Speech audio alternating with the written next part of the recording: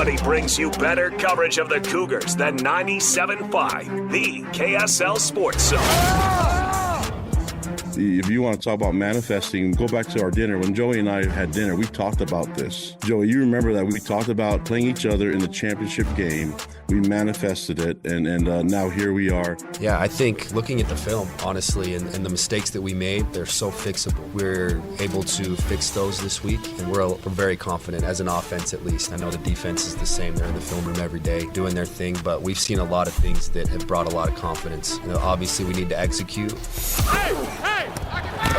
You're listening to Jake Scott and Ben Anderson on 97.5, the KSL Sports Zone. Jake and Ben, 97.5, the KSL Sports Zone. Time to talk a little bit more about the big game tomorrow. Of course, the Big 12 Championship, BYU and Texas Tech. Let's get out of the zone phone. Joining us now, he covers Texas Tech for the Lubbock Avalanche-Journal. He's the one and only Don Williams with us here on Jake and Ben. What's going on, Don? What's up, Don? Hey, guys. We're headed toward Arlington as we speak, and looking forward to the game tomorrow. Thanks for the invitation to come on with y'all again. How do you think Texas Tech is feeling headed into this game? Well, I think they feel confident. They really haven't given themselves much reason not to feel confident over the course of the year, since, I guess one of the statistics on them that's kind of eye-catching is that they're one of only, I believe, 6 teams now in the last 100 years that has won 11 regular season games by 20 or more points. And, the closest game, out with the exception now, notably, of the loss at Arizona State when they didn't have Baron Morton. Otherwise, the closest game in their 11 victories was the one against BYU there on November 8th here in Lubbock. So I think the Big 12 is learning that BYU and their fans travel really well. There's members of the LDS Church all over the place, and they come out to see the Cougs play. But also, this game is closer there to Lubbock. And can you tell us what, split do you expect of the stadium? Because it is sold out. We know that. Is it going to be 70% Texas Tech, 80%? What do you think? That's kind of hard to say, but just because, obviously I haven't observe the BYU fan base, up close and personal, with the exception there of since BYU has come into the conference. I don't really know from that standpoint, although you just documented it, of course. But, outside of Lubbock, the thing is Texas Tech's biggest alumni base is in the Dallas-Fort Worth area. And so anytime that Tech has a sporting event in the Dallas-Fort Worth area, which Arlington sits right in the middle of it, the turnout is usually substantial. That goes for football, basketball, baseball, you name it. There are a whole lot of Texas Tech people who live in the DFW area, which for those who are maybe not real familiar with Texas geography, that's a little more than 300 miles from Lubbock, east of Lubbock. But being, big major metro, there are a whole lot of Texas Tech people in that area. And, so much so that for about 10 years, Texas Tech and Baylor moved their annual football game to the DFW area. They had the Cotton Bowl one year, and they had it at AT&T Stadium for about 90 or something like that. And, I remember one of the years they had like 72,000 people there. So, my guess is based on that is, like you said, maybe 70 or 80% Texas Tech people. But, obviously, like you said, BYU, I think Texas Tech people recognize there will be a lot of BYU blue in the stadium tomorrow as well. It's hard to nitpick a 29-7 victory, but as you mentioned, this is the closest game other than their loss that Texas Tech has played this year. What do you think they would like to clean up, I guess, from the last time these two teams met? Well, the thing that Texas Tech would like to clean up from that day, and they talked about it quite a bit, that day they had to kick 5 field goals. And so ever since then, Joey McGuire has said that and Tech's kicker is Stone Harrington, who I was kind of interested, maybe a little surprised to see. Stone Harrington was first team All Big 12 yesterday on the team picked by the coaches, which is saying something in this conference, particularly when a guy like Will Ferrin for BYU, who has had a great career. But anyhow, ever since the Tech BYU game last time, Stone Harrington kicked 5 field goals in that game. And ever since then, Joey McGuire said, we want to stay out of the no stone zone. They call it the red zone. They now call the red zone the no stone zone. They like him kicking 50-yard field goals. They don't want him having to come in to kick field goals when a drive stalls out at the 12-yard line. So that's the one thing. That's the one thing that they would like to clean up compared to last game is finishing drives. How healthy is Texas Tech going into this game? As far as we know, reasonably healthy, considering that, 13th game of the year, everybody's going to have players who are banged up. Obviously week to week this season, the big one has always been Baron Morton because he suffered that lower leg injury in the season opener and then aggravated it when he took another hit in the Kansas game, like the 6th game of the season. So he's always the guy that that's kind of monitored. They say that he feels as good as he has all season, and moved pretty well in the last game up there at West Virginia. So he's probably the main guy. Although, if he were to go down, which he's kind of been vulnerable to having to leave games because of injury, it's happened 3 times to him this year. Then their depth at quarterback is a little questionable because Will Hammond, their number 2, is out for the year, and their number 3, Mitch Griffiths, got banged up last week against West Virginia. But there's none of their other really main players, starters, what have you, is out for this game or doubtful for this game. They haven't given up a lot of points, period, this season, but it's 36 total points over their last 5 weeks. Does it seem like this is a team that's still ascending? Are they getting better? Yeah, I think they are, and part of the reason why is just because it's such a veteran group that they have on defense. There's really almost no – outside of John Curry, one of their linebackers, who's a sophomore, there's almost nobody on that defense that is a young guy. They're going to lose, I think, 7 starters off of that defensive unit. Of course, that people make so much of their transfer portal class from last year.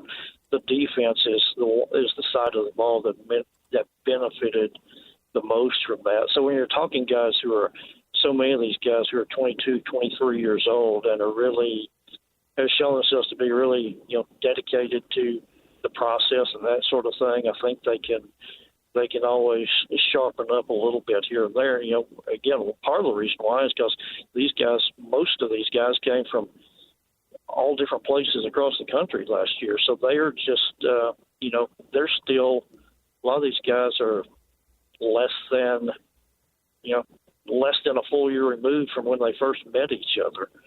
So they can probably continue to develop their cohesiveness throughout the postseason.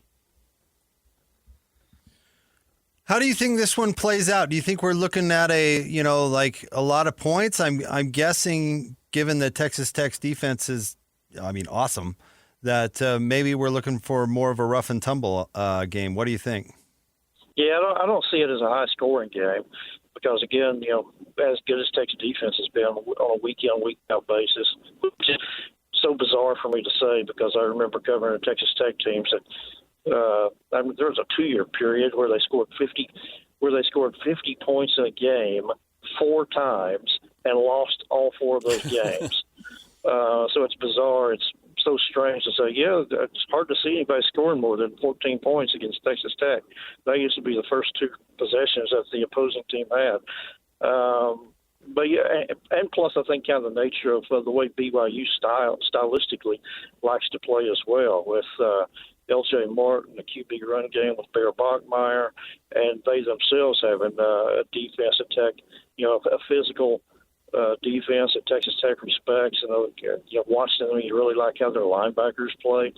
So I would see it being another game that I haven't checked. I don't know what the over/under is on this game, but I think it's going to be another game where you can win. You can win in a game without scoring 30 points. I think the big question is just, can BYU, like Texas Tech, finish some offensive series and stick it in the end zone, let's say 3 times, to make it more of a 24-21 game than 29-7 game.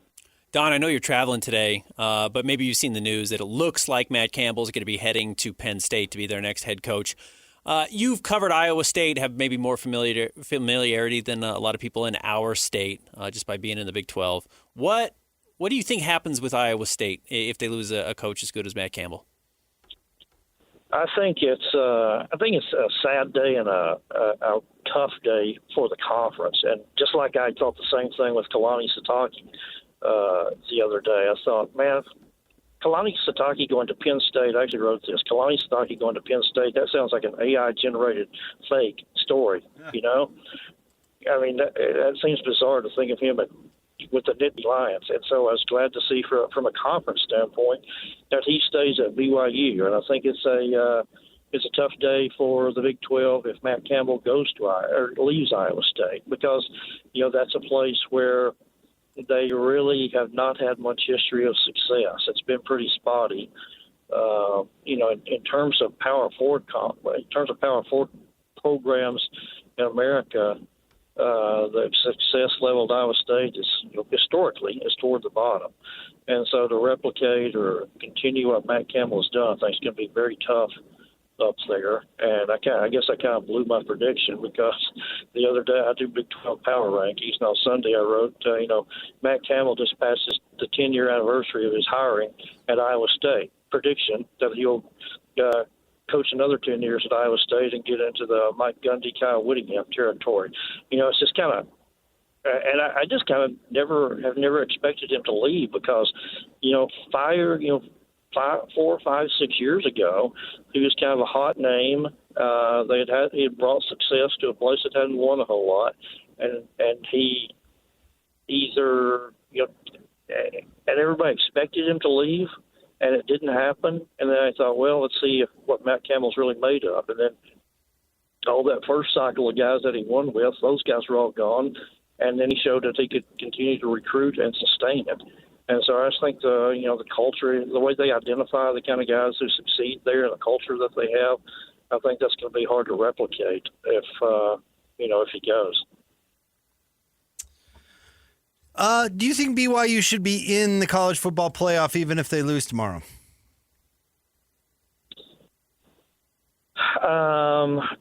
That's a tough one. I'd say 50-50. Although I think, I think if you look at it, I think I can't remember who I saw, and I saw it posted on social media, but there are people who have made a pretty compelling case for BYU being one of the teams that belongs in. That was pretty persuasive. And I remember thinking I wasn't convinced that BYU did belong in the field, but after, reading some of the case that can be made for the Cougars, I found it pretty, like I say, a pretty persuasive argument that, they should be in, especially considering that, okay, they've beaten everybody else they played except for a team that, is now sitting number 4 in the CFP rankings. So yeah, I think the big thing, though, that BYU needs to do is play a game that's more close than it was in Lubbock. Because, the game in Lubbock, I never really got the sense that Texas Tech was in danger or that BYU was going to mount much of a comeback. So I think they need to, if they don't win, I think they need to, play a game that's more back and forth and is, a one-score game. Well, Don, certainly travel safe to the game, but enjoy it, and let's hope we get a good one. We appreciate you, Don. You bet. Thanks, guys. Always enjoy it. No, thank you, Don. You're the best. There you go. Don Williams covers Texas Tech for the Lubbock Avalanche-Journal. This is not breaking news, obviously, but, when it comes to a guy like Matt Campbell and, did you think he was going to be a lifer? And we have seen guys who we thought maybe have longer runways of coaching retire. Chris Peterson obviously comes to mind, guys who don't want to deal with the NIL era necessarily. I think you are going to see more coaches who may have been lifers somewhere recognize that, look, it's NIL or bust. I just can't win at a school if I don't have the money. And it's not an accident that while, yes, Brian Santiago came on our airwaves yesterday and said, we hope that they find a rule and can put money in place so everyone has the same opportunity to spend money and it's not lopsided. But until then, until it's enforced, they're going to be competitive. One of the reasons Kalani wanted 10 to 15 million extra a year is because if you don't have it, you're fighting such a steep uphill battle, you may not be competitive. As good as you've been. And it's why all of a sudden a team like Vanderbilt is relevant. And it's probably going to be good now. Vandy's going to be a good school. It's going to be a good football school. As long as these rules are in place, they're going to be just like BYU because they can go out there and they can pay the number 3 overall quarterback to pick them over, what was it, Georgia? You've got money. You can be competitive now. All right, stay tuned. We wrap it up. Coming up next, Jake and Ben, 97.5, the KSL Sports Zone.